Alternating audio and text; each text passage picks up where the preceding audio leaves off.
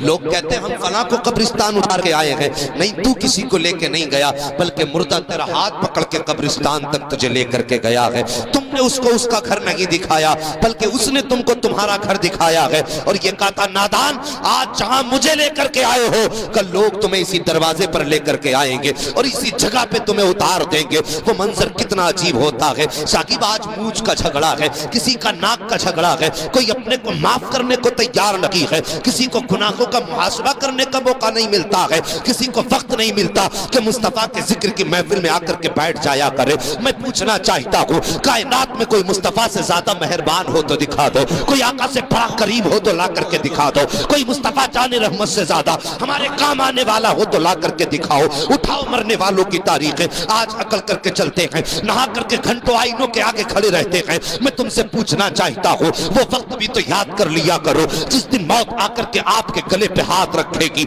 और एक लम्हा आपको मौका नहीं देगी। जब रूह निकल जाएगी तो वो बदन जो अकड़ा करता था, जो कहता था मेरे मुकाबले का कोई नहीं है, आज बेसुध बिस्तर पे पड़ा है, को मक्खियां भी दूसरे उड़ा रहे हैं, चादर भी कोई और डाल रहा है। जब गुस्ल की बारी आती है तो साकिब जब जिंदा थे तो अपने हाथ से कई कई घंटे तक पानी के अंदर रह करके साबुन से बदन रगड़ा करते थे, लेकिन आज मौत ने इतना लाचार कर दिया है कि अपने बदन पे साबुन लगाना तो बड़ी बात है, अपने हाथ से पानी तक नहीं डाल सकते हो, आज अपना पर्दा भी खुद नहीं कर सकते हो। मैं तुमसे पूछना चाहता हूँ साहिब, ये अकल किस लिए है? ये जिंदगी के अंदर घमंड कब तक का है? एक दिन मौत ऐसा धक्का देगी कि सारे घमंड और अकल निकल करके रह जाएंगे। अल्लाह अकबर, तारीख उठा करके देखो मरने वालों की। जब मौत आया करती है तो इंसान फिर लाचार हो जाता है, न कुछ करने का न धरने का। फिर पानी डालने वाला और है, बदन मसलने वाला और है, चार खड़े होके कहते हैं इधर से पानी डालो, कोई कहता है ये हिस्सा सूखा रह गया है, आज तुझे अपना बदन भी नजर नहीं आ रहा है, तेरे बदन को बताने वाले भी दूसरे हैं। कुछ लोग आए पैर अंगूठे बांध दिए, कहीं इसके पैर टेढ़े ना हो जाएं, किसी ने कहा चेहरे पे कपड़ा लपेट दो, कहीं चेहरे का इसका मुंह का जुग्राफिया ना बदल जाए। आज तो तेरा अपनी मर्जी से मुंह भी बंद नहीं हो रहा है, कपड़े के जरिए बदन रोका जा रहा है, धागे के जरिए तेरे पैर रोके जा रहे हैं। फिर अकड़ता किस बात पर है, बिगड़ता किस बात पर है, घमंड किस चीज का है? क्या मौत नहीं आनी है? क्या तुझे इस तख्ते पे नहीं लेटना है? फिर बदन पे सफेद कपड़ा पहना दिया गया जिसे दुनिया कफन कहती है। आज जमाने के अंदर चला करते हो तो कहा करते हो वो मेरे सामने नहीं आ सकता, वो उसकी हैसियत नहीं मेरे सामने खड़ा हो जाए। सोच तो सही, जिसकी तू कल बातें किया करता था कि इसकी हैसियत सामने आने की नहीं है, आज वही तेरे जनाजे को कांधा दे रहा है, आज वो तुझे उठा करके लेकर के जा रहा है। आज तेरे वजूद में इतनी ताकत नहीं है कि अपने आखिरी घर की तरफ खुद से जा सके। अल्लाह अकबर, तू जमाने में अकड़ता रहा, मौत ने तुझे सीने से क्या लगाया, चार कांधों पे लेकर के तुझे गए हैं और मिट्टी के ढेरों के नीचे तुझे दफनाया गया है। तो वही अकरबा, वही भाई, वही दोस्त, वही अहबाब जो कहते थे कदम कदम पे साथ निभाएंगे, तेरा साथ ना छोड़ेंगे, आज कहते हैं ये सुराख रह गया है, इसे भी बंद कर दो, आखिरी तख्ता भी लगा दो। जो कहते थे तेरे बगैर जिंदगी नहीं गुजरेगी, आज कहते हैं सही से बंद कर देना, कोई सुराख बाकी न रह जाए। शाकिब जरा गौर तो करो, कल जो साथ जीने मरने की कसमें खाते थे, आज तेरे ऊपर मिट्टी डाल करके जा रहे हैं, कोई एक लम्हा तेरे पास ठहरने के लिए तैयार नहीं है। जब तुझे कब्र के अंदर डाला है, मनो मिट्टी तेरे बदन पे डाल दी गई है, कोई सुराख न छोड़ा गया। साहिब कब्र का अंधेरा है, फिर उजाला कहां से लाओगे? आज कई कई लाइटों का इंतजाम है, तब भी कहते घर में अच्छा नहीं लगता है, घर में जब तक दूसरे ना हो दिल नहीं लगता है। साकिब उजाले में तन्हा दिल नहीं लगता, तो फिर कब्र तो अंधेरा है, वो तो कीड़े मकोड़ों का घर है, कोई साथ बटाने वाला भी नहीं है, कोई हिम्मत बनाने वाला भी नहीं है। साकिब अब मेरी बात को गौर से सुन लो, जब ये दुनिया वाले मनो मिट्टी डाल के चले जाएंगे, कोई सीने से लगाने वाला ना होगा। खुदा की कसम, ऐसी तन्हाई में तेरे डर को दूर करने के लिए, तेरी मुसीबतों को मिटाने के लिए, अगर सबसे पहले कोई तेरी कब्र में आएगा तो वो कोई और नहीं होगा बल्कि हसनैन का नाना होगा, फातिमा का बाबा होगा, मुस्तफा जाने रहमत होंगे। इधर चेहरे से कफन हटेगा, उधर मुस्तफा रुख से चिलमन हटाएंगे और फरिश्ते भी कहेंगे मुबारक हो, नसीबों वाला है, आज तेरी कब्र में नबियों का इमाम जलवागर हो गया। अल्लाह, नारे तकबीर, जबरदस्त नवाज से बोलिए नारे तकबीर, नारे रिसालत, नारे हैदरी, मसलके आला हजरत हजरत अल्लामा मुफ्ती हम्माद साहिब क़िबला। सुभान अल्लाह, बहुत अच्छे उसके साथ, वाह वाह, ये मेरे मुस्तफा का करम नहीं तो और क्या है। किसी ने कहा था आ गए कब्र में भी छुड़वाना, दर्द कितना है उम्मती के लिए। अल्लाह अकबर, वो तो अपने उम्मती को कब्र में भी तन्हा न छोड़ते। तो शागिर्द हम कितने बेवफा हैं कि हमारी बस्ती में मुस्तफा की बातें हो और हम बिस्तर पे लेटे रहे। क्या तुमसे मुस्तफा को प्यार नहीं है या तुम्हें मुस्तफा से प्यार नहीं है? माना कि ये इसाले सवाब की महफिल हाजी नजीर हुसैन की थी, लेकिन बातें तो मदीने वाले मुस्तफा की हैं, बातें तो सारी सरकार की हैं। अगर तुझे मुस्तफा से प्यार था, आंखें बंद करके उठ जाया कर और कह दिया कर यार हवेली किसी की भी हो, बातें तो मदीने की होने वाली है। ये इश्क का तकाजा है। आज मेरा ईमान कहता है नबी की हदीस के मुताबिक, आका करीम इरशाद फरमाते हैं जब तुम किसी मरने वाले को कब्र में दफना के आते हो ना, तो उसकी मिसाल मुस्तफा फरमाते हैं कल गरीकिल मुतगव्विस, ऐसे शख्स की तरह है जो समंदर में डूब रहा हो और गोते खा रहा है। जिसे तुमने कब्र में उतारा उसकी मिसाल ऐसे है जैसे समंदर में डूबने वाला इंसान गोते खाता हो। बड़े बड़े लोग बैठे हुए हैं, सफेद बालों वाले तजर्बाकार लोग हैं, सब जानते हैं जब बंदा डूबता है तो हर तरफ हाथ मारता है जी। अगर एक घास का तिनका हाथ आ जाए तो उसके सहारे से किनारे लगना चाहता है। ऐसे ही होता है ना, किसी ने कहा था डूबते को तिनके का सहारा काफी होता है। ये बात समझ में आ रही ना मेरी? आका फरमाते तो कब्र में दफन होने वाले की मिसाल ऐसी है जैसे कि डूबने वाले की मिसाल, वो गोते खाता है, हाथ मारता है। फरमाया गया जब बंदे को दफनाया जाता है, अगर उसके अमाल अच्छे नहीं होते तो उसके पैरों में आग की बेड़ियां लगाई जाती है। आग की बेड़ियां उसके पैरों में, पूरी कब्र को आग का संदूक बना दिया जाता है। फिर फरमाया मेरे मुस्तफा फरमाते हैं फिर कोई उसका चाहने वाला, उससे मोहब्बत करने वाला, चाहे उसका बेटा हो, उसका दोस्त हो, उसका बाप हो, उसका भाई हो, उसकी माँ हो, उसकी बहन हो, कोई भी रिश्तेदार हो, फरमाया जब वो उसके हक में हाथ उठाते और हाथ उठा के कहते हैं अल्लाह मेरे भाई को बख्श दे, अल्लाह मेरे बाप को बख्श दे, फरमाया गया अचानक उसकी कब्र में नूर आ जाता है। नूर आता है उसकी कब्र में और रोशनी ही रोशनी। फिर वो कहता है फरिश्तों बताओ तो सही, जब मुझे दफनाया गया तो अंधेरा था, जब मैं पापी था मेरे सर पे तो गुनाहों की गठरी थी, मेरे अमल का मामला तो ये कब्र को आग का संदूक बनाया गया। अचानक ये ठंडी हवाएं किधर से आ रही हैं और मेरे पैर की बोड़ी बेड़ियां क्यों खुल गई, ये नूर के झोंके कब्र में किधर से आ रहे हैं? तो फरिश्ते कहते हैं मुबारक हो आज तेरे बेटे ने मुस्तफा के जिक्र की महफिल आबाद कर रखी है। किस्मत वाले होते हैं वो बाप जिनको औलाद ऐसी मिलती है कि मरने के बाद उनके इशाले सवाब की महफिलें मुकर्रर करें। हाँ, वरना हमने तो देखा लोग सिर्फ लकीर पीटा करते हैं।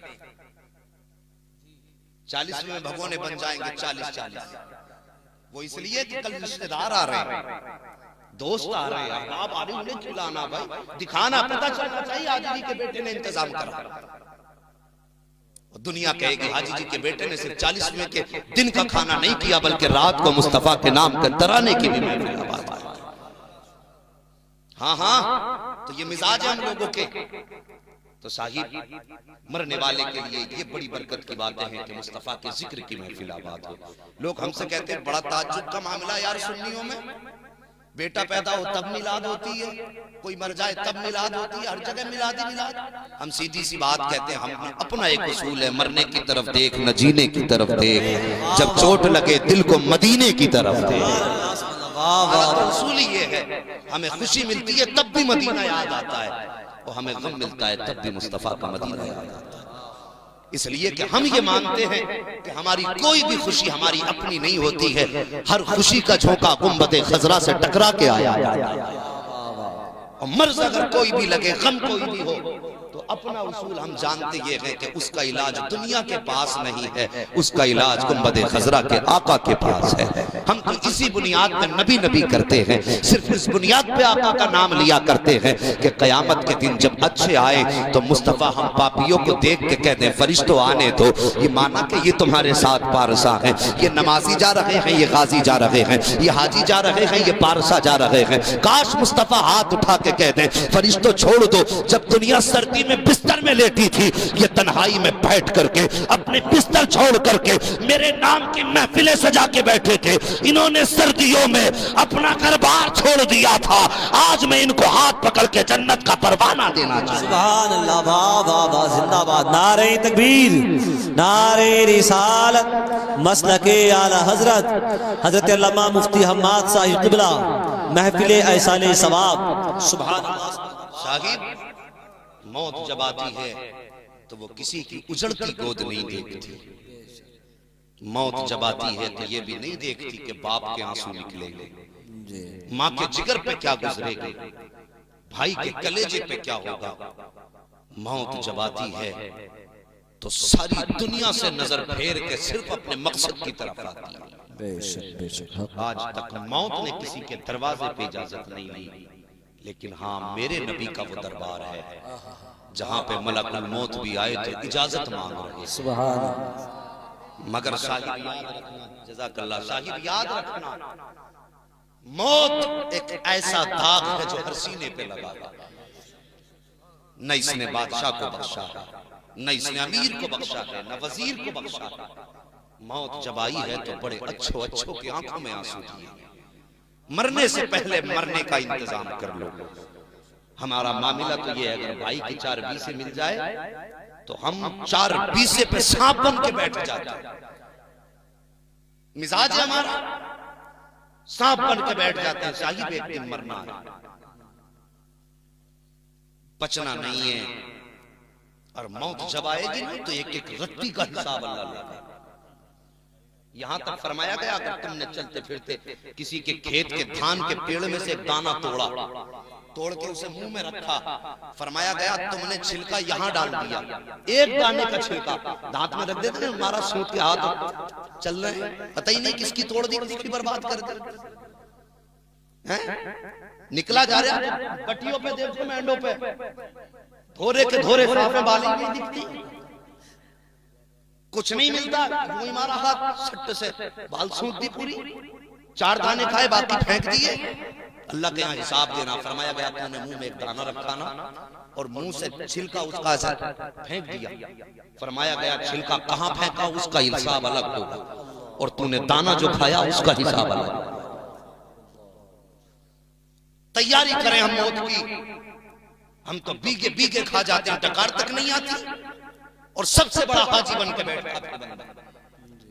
दूसरों के हक खा के अगर हज किया तो क्या किया, किसी का दिल दुखा के अगर मस्जिद आबाद की तो क्या की। मजा तो तब था किसी का वीरान दिल आबाद कर देता, मजा तो तब था किसी रोते हुए के लबों पे मुस्कुराहट दे देता।